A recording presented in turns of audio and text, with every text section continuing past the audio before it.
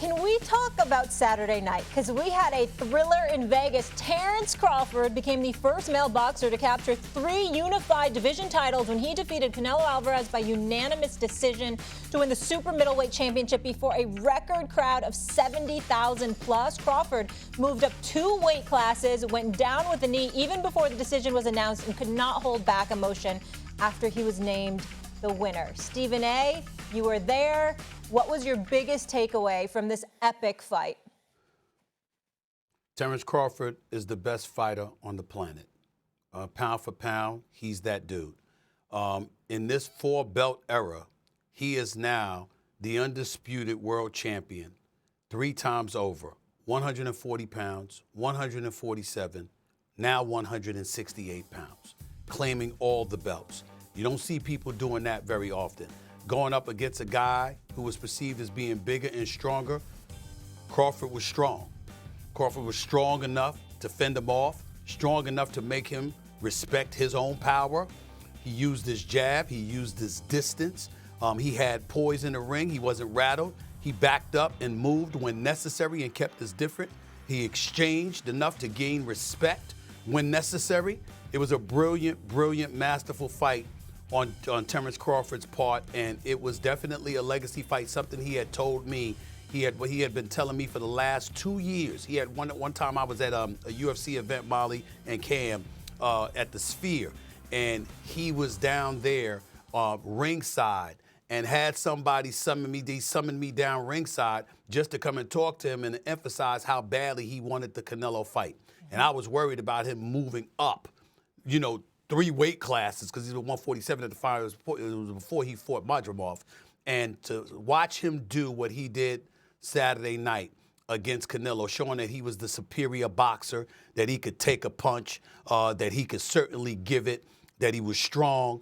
I can't say enough about him. As far as I'm concerned, pound for pound, Terence Crawford is the best on the planet as we speak right now. He's the man. Stephen A., a lot of people are calling him the GOAT of this generation. Yeah. Cam, what'd you think when you were watching that? Now, I'm giving the fans' perspective, right? And there's not a lot of times in combat sports where we have not only a cultural phenomenon fight, we have an ethnic phenomenon fight, right?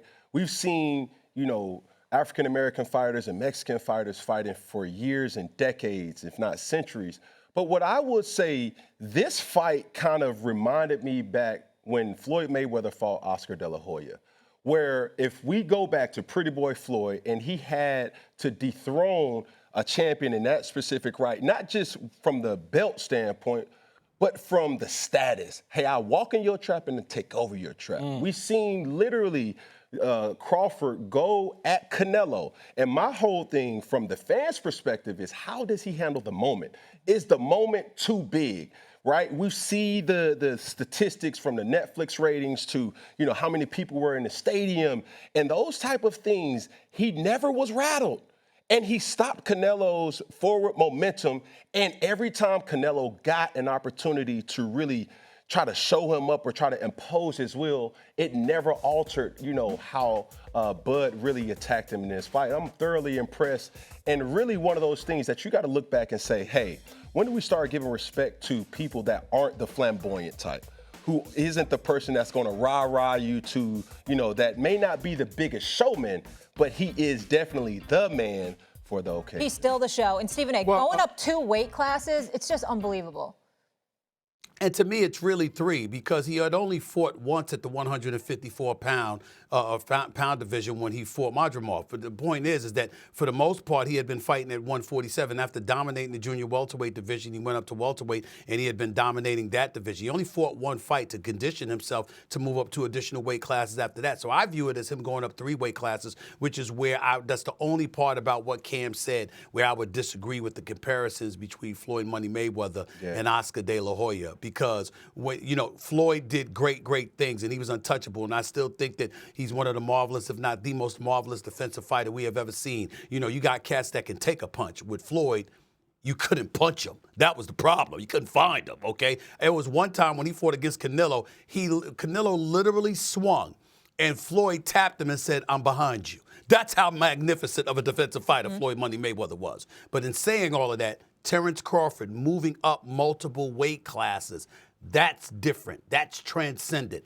To look the way that he looked, moving up against a dude that, this is Canelo we're talking about. Canelo will put you to sleep now. He ain't had a knockout since 2021, but the brother's spectacular and only had 2 losses in 35 fights and has never, ever been knocked out.